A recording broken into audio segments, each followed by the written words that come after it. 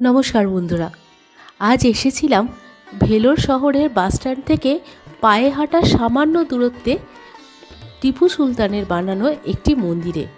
এটি শিব পার্বতীর একটি মন্দির এবং এখানকার মানুষের কাছে কথিত আছে যে তিনি নাকি তার স্ত্রীর জন্যে এই মন্দিরটি তৈরি করে দিয়েছিলেন।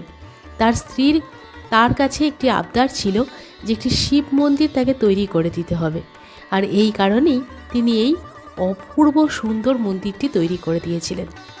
সত্যি এই মন্দিরে এলে আপনারা দেখতে পাবেন হাতে এত সুন্দর যে কাজ করা যায়, পাথরকে খোদাই করে করে যে এত সুন্দর কারুকার্য করা যায় তা চোখে না দেখলে বিশ্বাস করা যায় না। মানে এত সুন্দর, এক কথায় অবিশ্বাস্য সৌন্দর্য। তো সেই সৌন্দর্যর খানিকটা অংশ আপনাদের সামনে তুলে ধরলাম। সবটা তুলে ধরা আমার পক্ষেও সম্ভব নয়, আর ক্যামেরায় বন্দি করাও সম্ভব নয়। যেটুকু পারলাম সেটুকুই আপনাদের সামনে তুলে ধরলাম।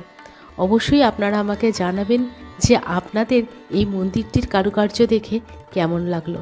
খুব তাড়াতাড়ি দেখা হবে পরবর্তী একটি নতুন ভিডিওতে।